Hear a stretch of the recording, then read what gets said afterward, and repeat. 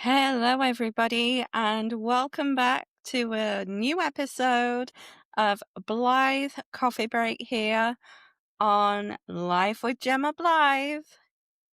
How is everybody on this spooky Wednesday evening on Halloween? How are we doing? Today is no different from any other Blythe Coffee Break, apart from we have a new myth and legend upon us. And this time, it's a myth that some of you will be perhaps familiar with. It depends how well you know your Sleepy Hollow legend. So we are, of course, talking about the Headless Horseman and how this may compare with anxiety and the chase of anxiety upon us. So, the tale came from Ireland originally, which surprised me because I've always known the Sleepy Hollow legend from the movie, of course, directed by Tim Burton, starring Johnny Depp as Professor Ichabod. Am I right? So, that's what I'm familiar with. However,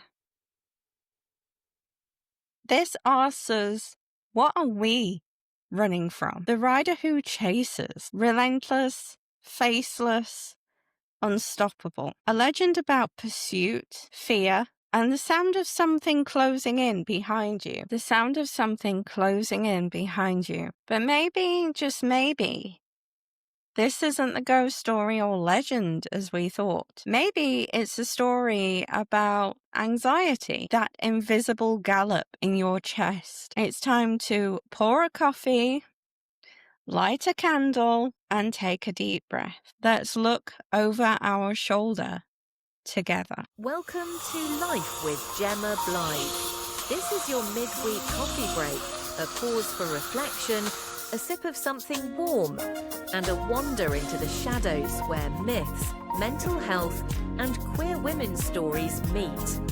Each week, we'll take a legend or a piece of folklore and turn it over, like a stone in your hand, to see what truths are hidden underneath.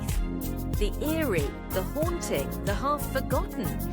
They all have something to tell us about survival, healing, and finding our own kind of magic.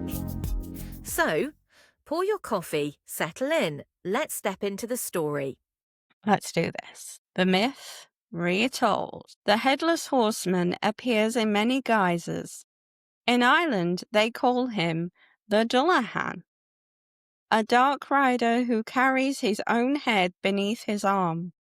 His eyes burn like embers, and whenever he stops, someone is fated to die. In the American version, the one from Washington Irving's Sleepy Hollow, he's a Hessian soldier, beheaded by a cannonball during the Revolutionary War.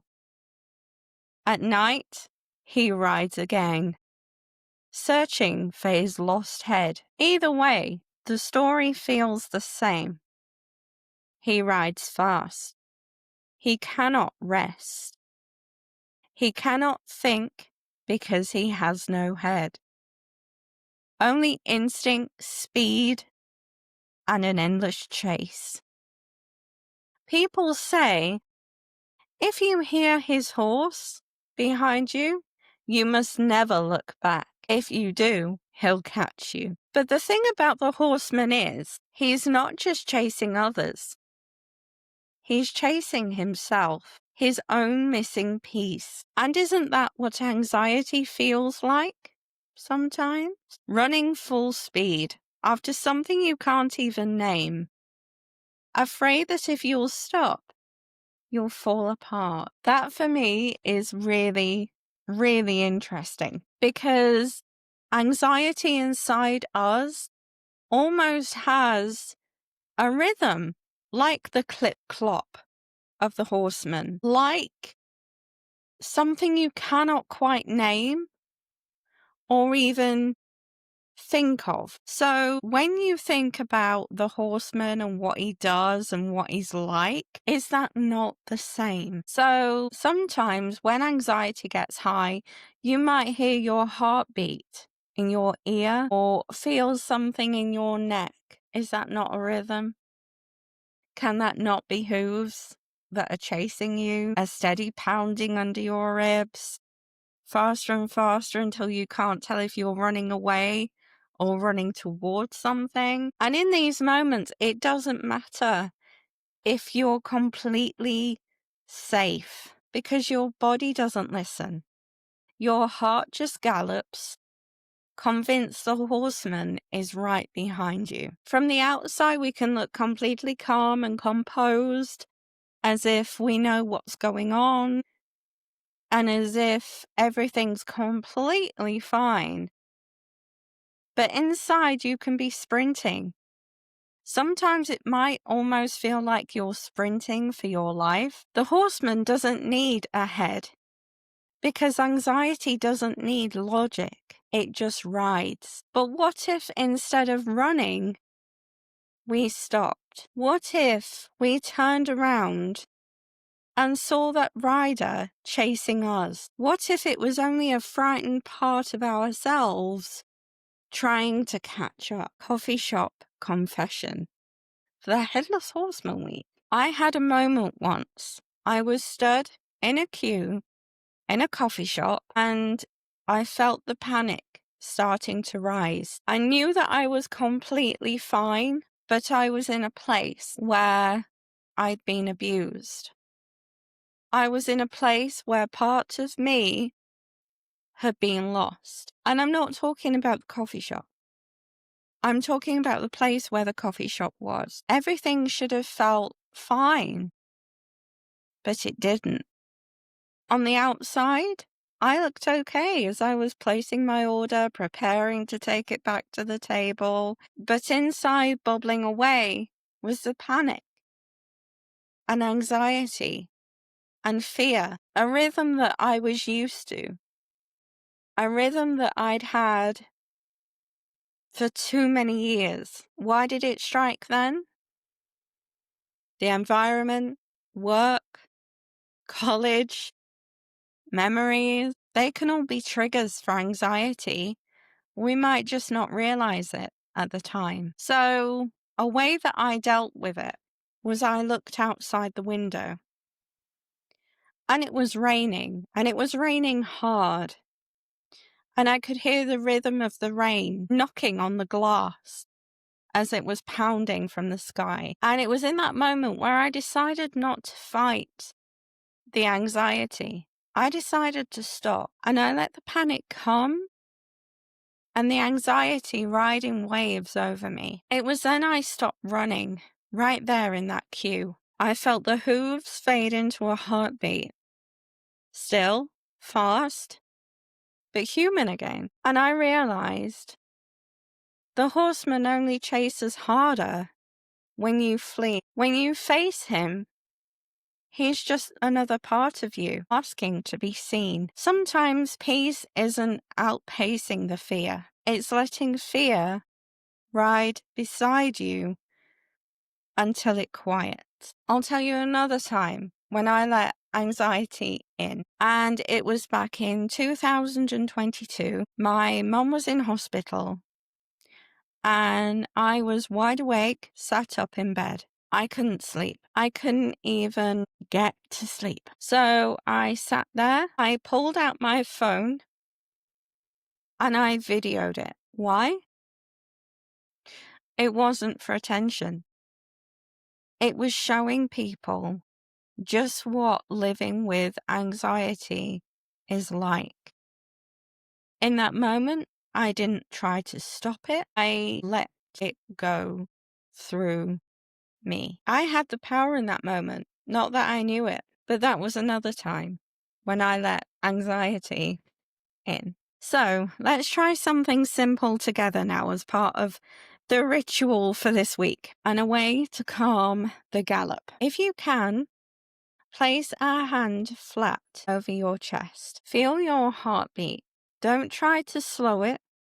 Just feel it. Now press your feet gently into the floor. Solid, real, present. Breathe through your nose for 4 counts. Hold for 2. And breathe out slowly through your mouth. Do it again. In, 2, 3, 4. Hold out 2, 3, 4, 5, 6. You're not running. You're right here. Now imagine the horseman behind you. The dark rider, breathing hard, reins clenched. But this time, turn around. See him for what he is. Fear, yes, but also the part of you that's trying to keep you safe. He's tired. You both are. Whisper to him, you don't have to chase me anymore. I'm already here. Watch him slow. See the horse stop. The sound fades. Only the wind remains. You can come back to this anytime. Whenever the gallop starts again. Anxiety can really make us feel haunted sometimes by expectation, by invisible fears. But you are not prey. The Headless Horseman rides without rest because he's lost his head, his sense of self, his calm, his direction. But you still have yours. Even when the panic rises, even when the panic feels faceless, your heart is still yours. Next time the chase begins, that breathless moment, that racing pulse, remember this, you can stop. You can turn around. You can tell the fear it's safe to rest. Thank you for spending your Wednesday night with me. If your heart's been galloping lately, may this story remind you that even the wildest chase can end in stillness. Take what you need from this tale, leave the rest behind, and carry it with you like a charm until next week. Until then, take care of your body, hold your ground, and remember, the rider may be headless, but you are not. Thank you for sharing this coffee break with me. If today's story stirred something in you, remember, you're not alone. The myths we carry are old, but the lives we're living are ours to shape, even when they feel haunted. Take what you need from this tale, leave the rest behind, and carry it with you like a charm in your pocket.